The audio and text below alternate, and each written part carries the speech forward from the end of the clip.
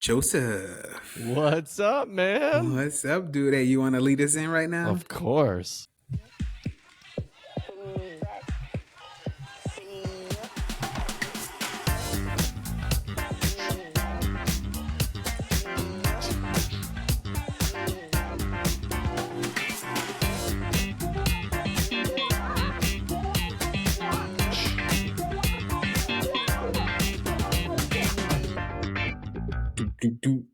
What's up, man? Hey. Oh, man. You ready? Today we're talking about the AFC. This is all I have been thinking about all day. And specifically, I am ready for your hot takes. So, Yeah. I want to jump right into it. Yeah, go for it. I want to start with the AFC East. I'm gonna kick it to you because I want to hear all about your take on the New York Jets. I am so. This is why we mesh so well together on podcasts, because it's like we read each other's minds, dude. I've been so excited to talk about the New York Football Jets and what Aaron Rodgers will bring to these Jets. And you know what? Not just for Aaron Rodgers, but I think, he's a big reason, right? If you take away Aaron Rodgers, I think they're an okay football team. Zach Wilson trying to lead them, blah, blah, blah. But with Aaron Rodgers, I think watching him, I don't know if I said this yesterday on a podcast, but I've been watching the Hard Knocks on HBO, and they had the Jets. They have the Jets on there this season, and just to watch Aaron and just the energy he brings. I mean, not only that, right? So they bring over Randall Cobb, even though he's a seasoned player. That's still his boy. That's another weapon. Alan Lazard, another one. They brought over people that Aaron Rodgers is so comfortable with. That's why I'm all in on the Jets. The defense is crazy. Sauce Gardner, I think he's going to have another great year. I think he's just going to be so dominant up top right there.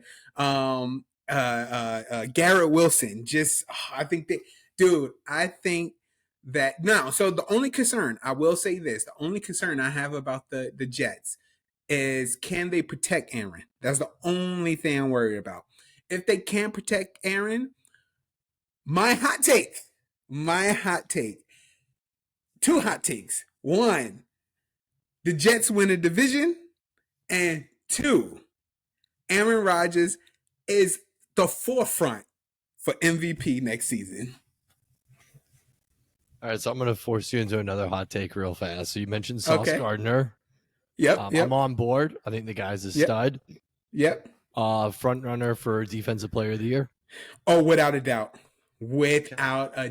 Again, watching the Hard Knocks. Now, if I didn't watch the Hard Knocks, I wouldn't know what to expect. But watching that and watching him and Garrett Wilson go toe to toe, dude, it is something that's just so amazing to watch, dude. And I think them two make each other.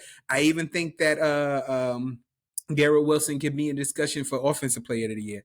I just think the Jets are going to be the forefront. Offensive Rookie of the Year. Yes, Yep. And Sauce Gardner won Defensive Rookie of the Year last year. So, I don't think there is going to, with those two especially, I don't think there is going to be any second year yips or anything, any curses, anything like that. I will say, if Aaron Rodgers wasn't here, I'll be concerned. But the fact that they have one of the greatest football players to ever play the game, I am all in on the Jets. All right. This is going to be fun. Had to get that. Thank you for letting me get that out the way, by the way. Well, it's about to get more interesting here.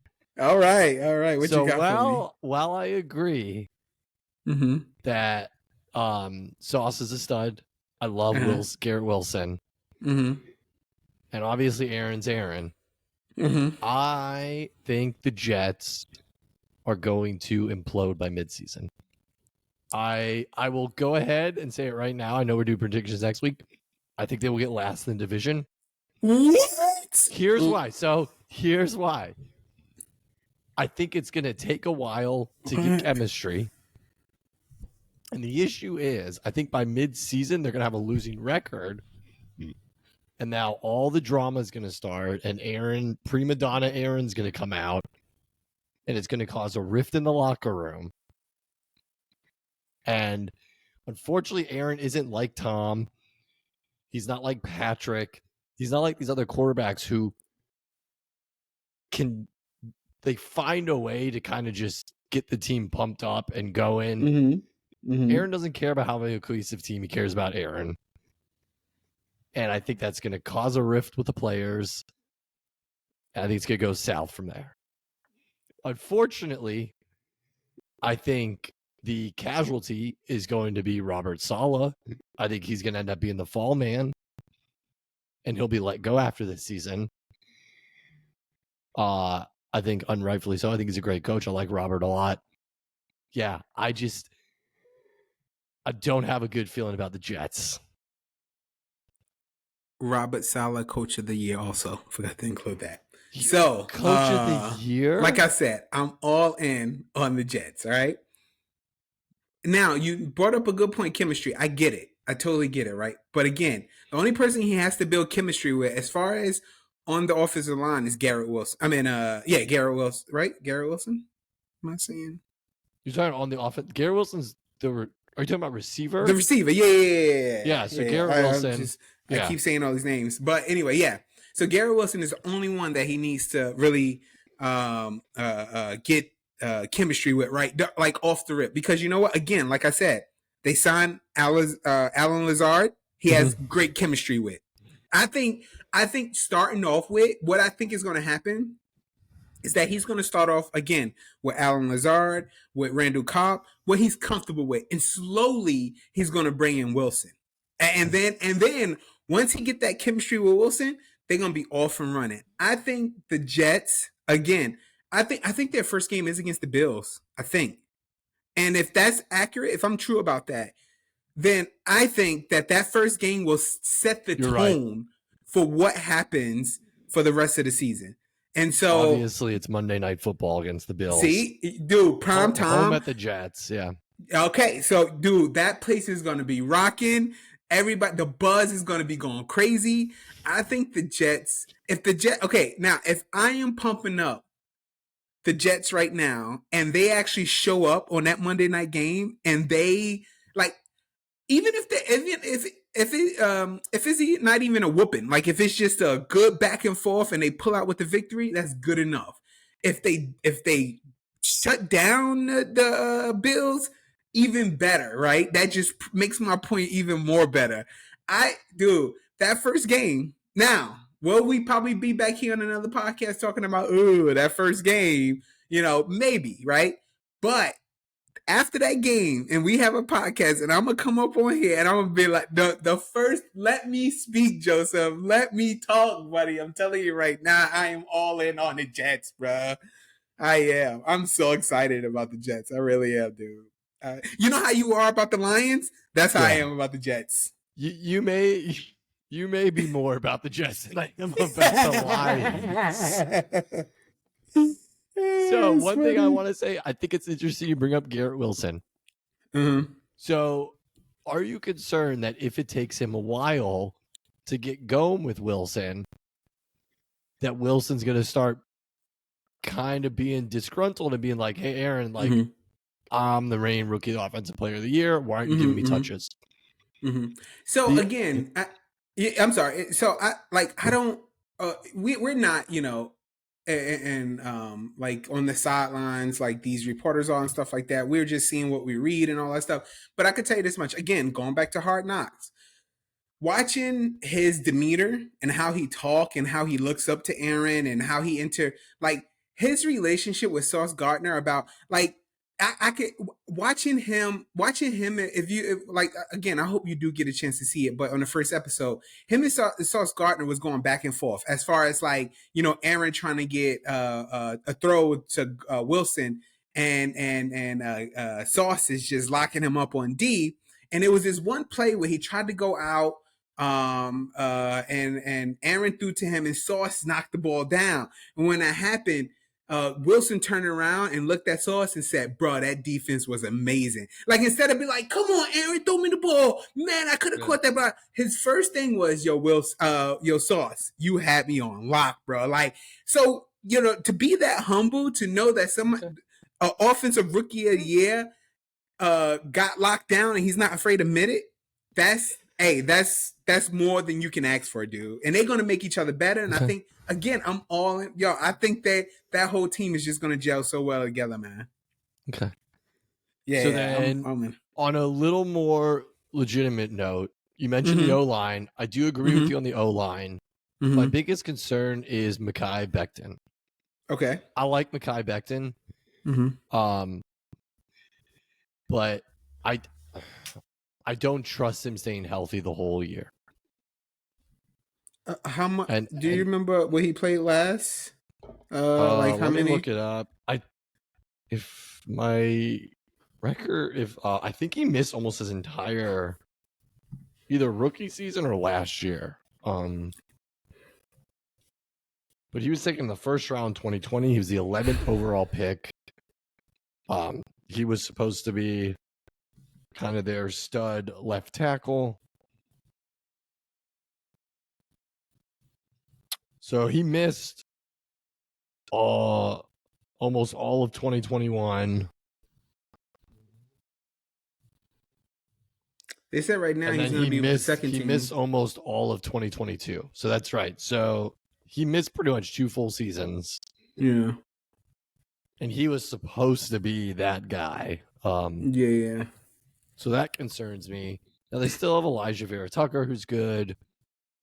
I think they brought some people in the offseason.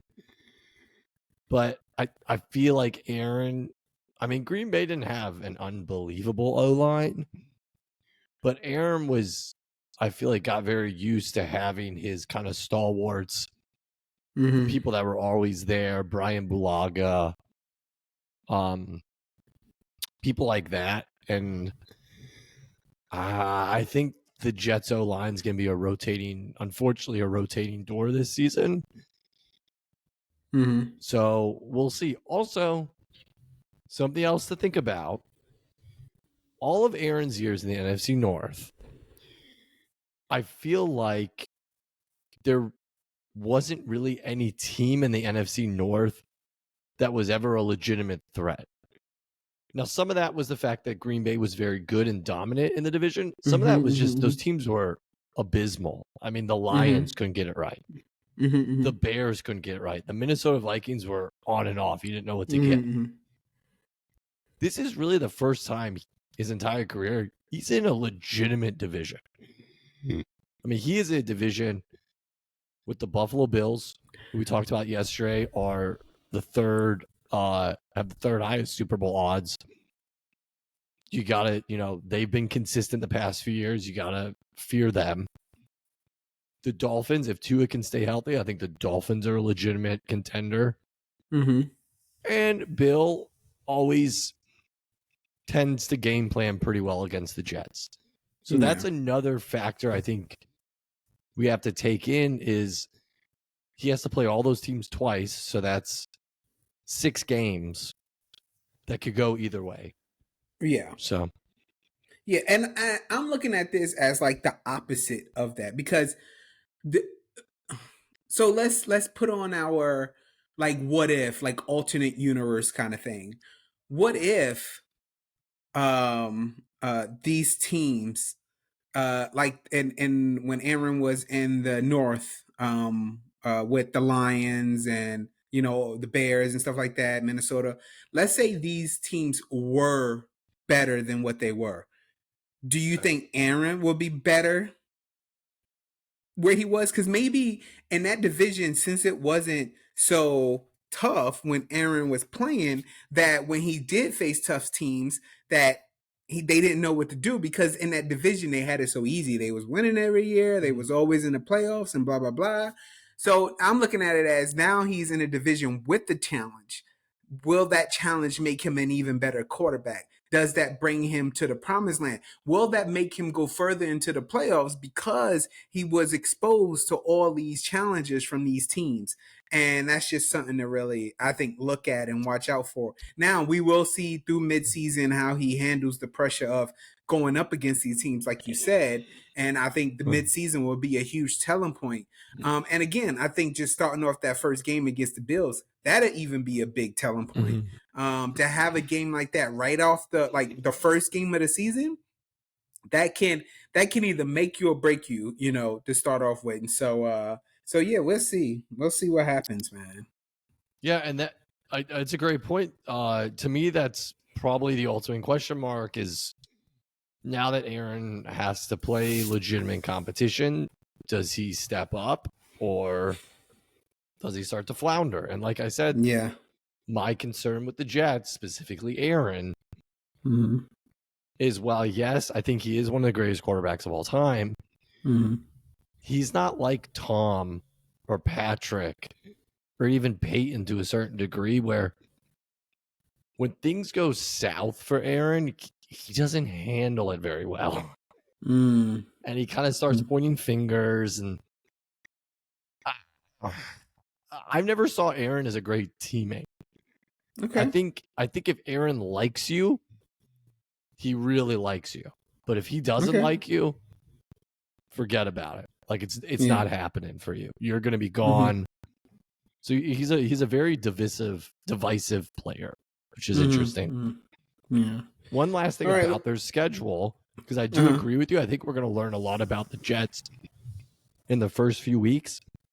Because in the first 4 weeks, really the first 5, they play the Bills, then the Cowboys, then the Patriots, then the Chiefs, and then Denver. And that Denver game's interesting because of the back and forth that Robert Saleh and Nathaniel Hackett have had with Sean Payton. Yeah, I can tell now. Again, if I would say more than anything, that Cowboys game will say a lot. If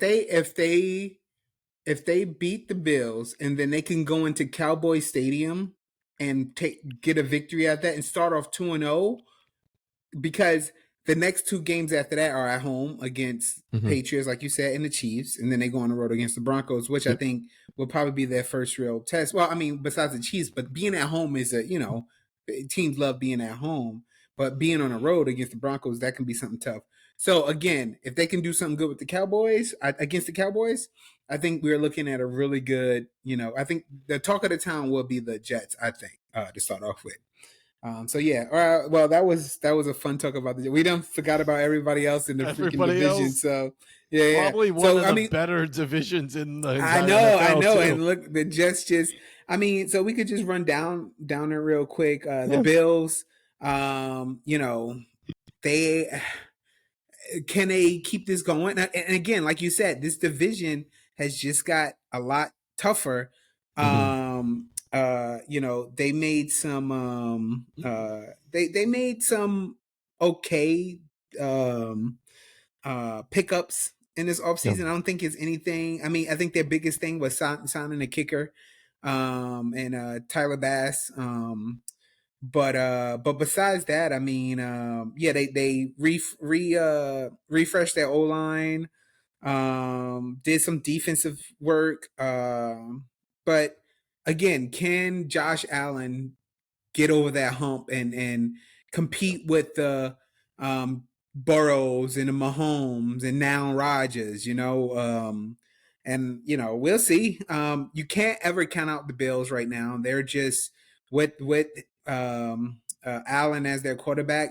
Again, you said it yesterday how the AFC is the quarterback kings, and so can Allen, stay up in that, Burrow, Mahomes conversations and lead this team? I just don't know. Yeah, so I still think the Bills are the cream of that division. Okay. My only concern with the Bills is I mentioned yesterday about the Vikings, how their window is closing. I feel the same way about the Bills. Not with Allen. Allen's good. Allen's still young. everybody else though. So Stephon is up there in age. I mean, he's not young. So quick question. Do you think after this season, if nothing, let's say they have a tough time in the division, let's say they don't make the playoffs or they make the playoffs and exit early, do they disassemble his team starting next year? So it depends how early. So if they make the AFC Championship or better, I think no. If they don't even make it to the AFC Championship like last year, yes. Okay. I do. Okay. I think at the very least, I think you'll see people like Von Miller gone. Probably Stephon Diggs. I think they're going to start doing away with their older pieces and see if they can still get any value from them. But yeah, last year it felt like there was this idea that this is really the Bills' year. Even more so this year. And they really kind of disappointed last year with going out against the Bengals again, especially when we all remember the Burrow comments of those people better be asking for refunds because there was some truth to what he said. There was this it felt like no matter who you listen to in sports talk radio, it was this done deal that the AFC Championship was going to be Chiefs Bills. Yeah, for sure. So, especially the way the Bills lit up the first half of the season. Yeah, that's true. That's good points. And then now we go into the Dolphins. So the one thing I do like about the Dolphins, because we all know about Tua's history and the injuries, and that is going to be the biggest question mark for them going into. They have the weapons on offense and on defense. I think the Dolphins is definitely an underdog in this division. My hype for the Jets, obviously, I'm just, talking about the Jets and all the moves they made. But I really think that the big if is if Tua stays healthy and can do what he does, I think they are at the top. I really do. They signed one of the best signings. I think they signed Mike White, who came from Tampa Bay. Right? If I'm not mistaken, he was with the Bucks last year. Talking about Mike White. So the Mike White I know is the quarterback. Yeah. Like the backup quarterback? Yeah. So I thought their big move. So real quick, when you're looking that up, I will. Was it Mike White? No. He played for the Jets. Okay. Yeah. I thought their best move was getting Ramsey. I thought that was a big move. I know he's that's injured right now. That's a good move. Yeah. I think that's a good move. Yeah. So I'm going to take a page out of your book and I'm going to give you a hot take. So I think the Dolphins, if they do end up signing Dalvin Cook, which is something else we haven't even touched on yet, which is interesting because apparently it's down to the Jets or the Dolphins allegedly. If they sign Dalvin Cook, I think the Jets on paper have the most talented offense, second to only the 49ers. I think the Miami Dolphins have a plethora of talent right now. Not even just on offense, on defense. Again, Ramsey, who I know is injured right now. But you got Ramsey. Xavier Howard is unbelievable. I think Jalen Phillips is going to have a big breakout year. I totally agree with you. I think the Dolphins, if Tua can stay healthy, it's like that close between the Dolphins and the Bills in terms of. I wouldn't be surprised if the Dolphins won the division. Is ultimately what I'm saying. Yeah. I wouldn't be surprised either. Again, the only reason I said that Mike White was a big signing is because you know what? You know how we talked about yesterday in NFC with if you guys, the Eagles having Marcus Mariota as a backup. I think these injury-prone quarterbacks need somebody to back them up in order for this team to keep going because Miami has the talent. The only problem is can Tua stay healthy? But now watching, if you remember Mike White playing last season, this dude had he was when Zach Wilson went down or he wasn't getting his stuff together, Mike White stepped in, and there was a big hurrah over Mike White. He proved himself he could play in New York. Now coming to Miami to back up Tua, I think that was a smart pickup for them. Yeah. Not just just to have a backup quarterback, but just for the Miami Dolphins in general to just keep playing throughout the season and getting where I think they could be. I mean, you bring a good point about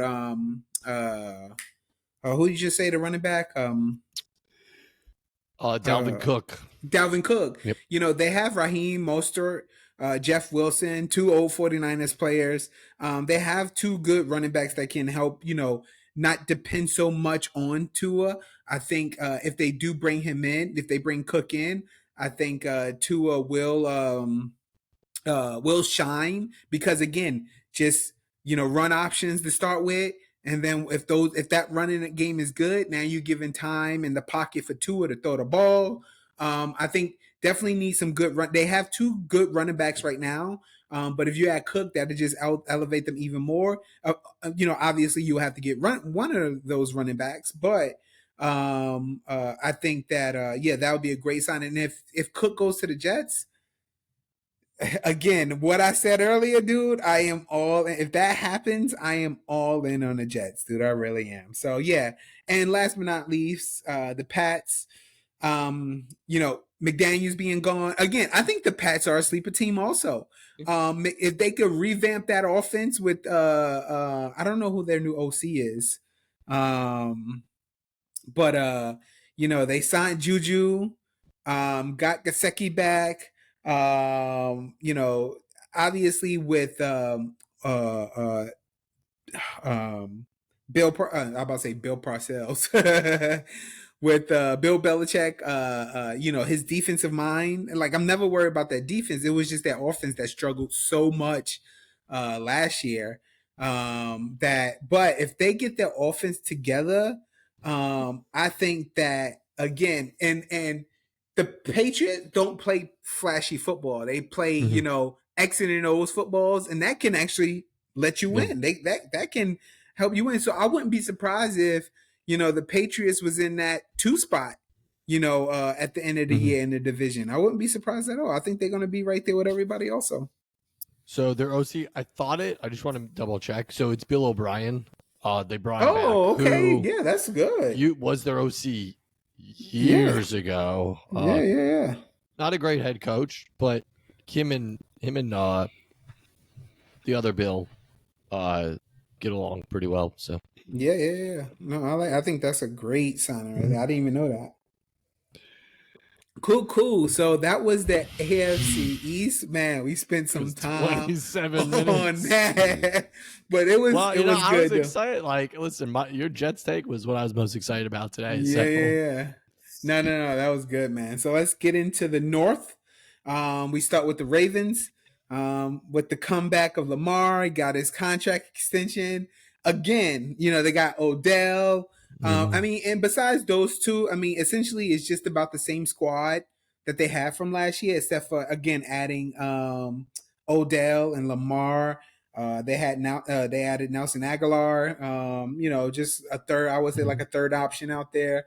And so they and the Ravens defense, that's what they're known for. I think that with the signing of Lamar, so my hot take is I don't think Odell will be that big of an impact than everybody think he is.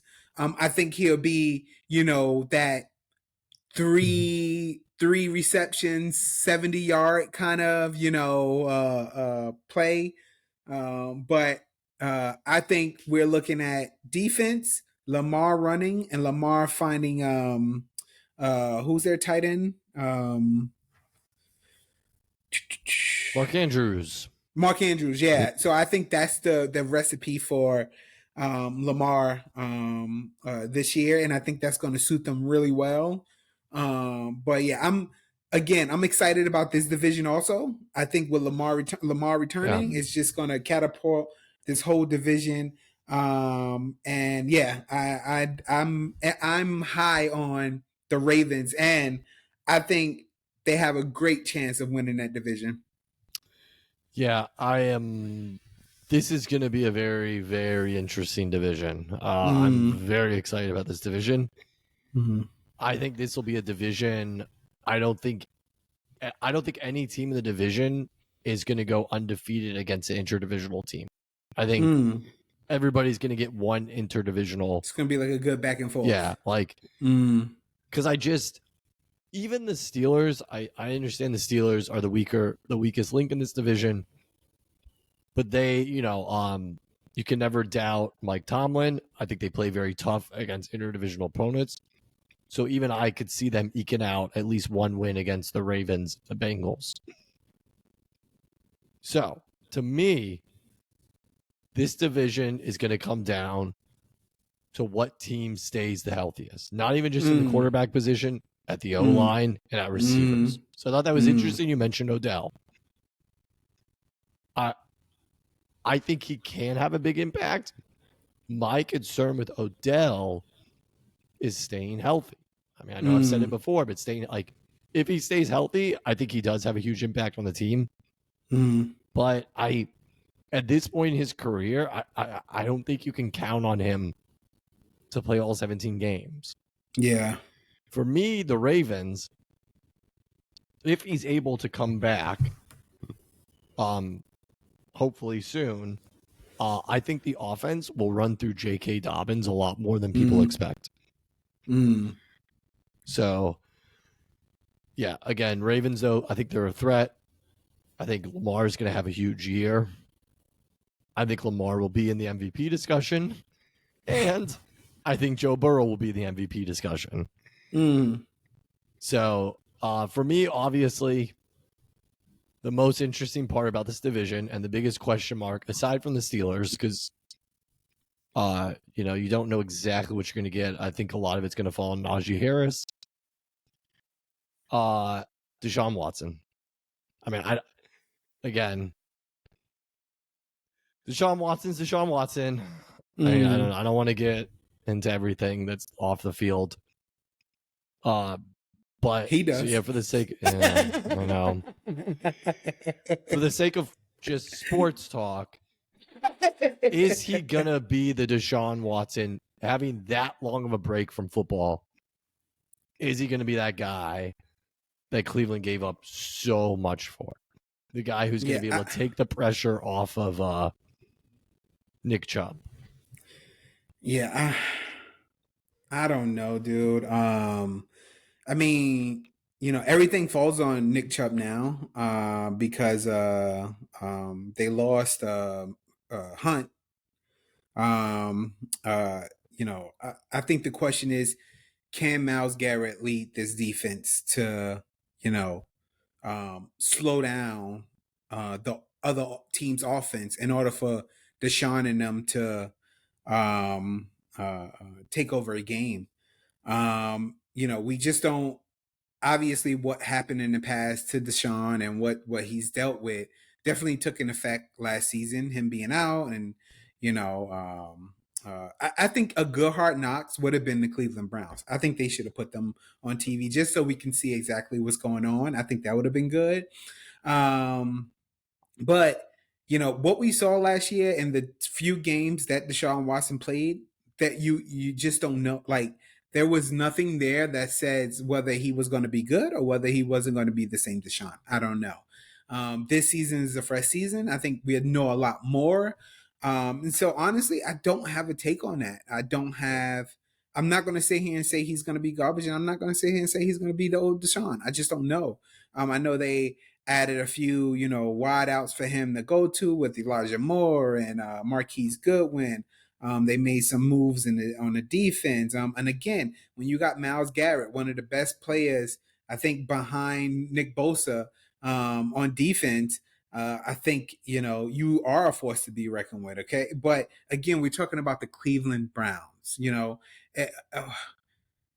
what I think how we feel about the Detroit Lions right now is we're waiting to get that feeling back in a few years about the Browns.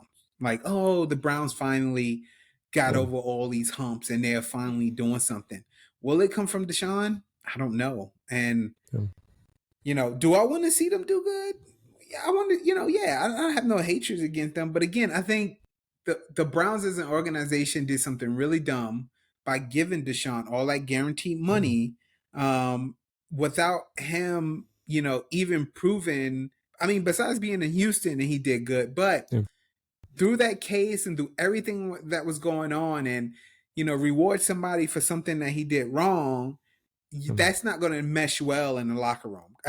No way no matter how you put it, if I see old Chris at work making more money than me, but he's doing wrong, I'm gonna feel some type of way. So I think signing him last year was a huge mistake. I think teams should have stayed away, probably give him, hey, we're going to give you this amount because you got to serve these suspensions, and then you can prove to us what you can do, and then we'll talk about a long signing. But I think the Browns messed up with that move of signing him, and I think they put themselves in a hole because you know what? They're locked into that money, and if Deshaun doesn't perform, I mean, what will be the bigger topic? Would it be Deshaun the bust or the dumb move that the Cleveland Browns did? Yeah, the only take I can really have on the Cleveland Browns is that I'm semi-confident saying is I think they're going to be very Jekyll and Hyde. I think you're going to have games where Deshaun looks like an MVP, and you'll have games where people throw their arms up and they're like, what are we doing? Mm-hmm. So you said something that made me think of something interesting that I think is another. It's not going to have necessarily a huge effect on the team. It could, but I think it's an interesting talking point. How are the fans going to receive Deshaun? Mm-hmm. I'm interested to see, like, when they play at home games, do you see a lot of Watson jerseys? I know he played a little bit last year, but this is his first season as really taking the reins on that team. I'm kind of interested to see, right or wrong, I'm interested to see the reception he receives from the Cleveland fans. So, because I don't know what to expect. I don't know. Are people...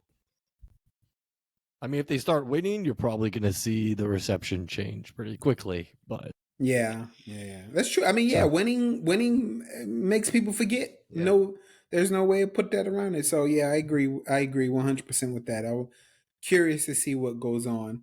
And then of course, big old Burrow up in Cincinnati. So I will say, I think one of the most underrated signings that's not talked about is the signing of Orlando Brown to Cincinnati. Yeah.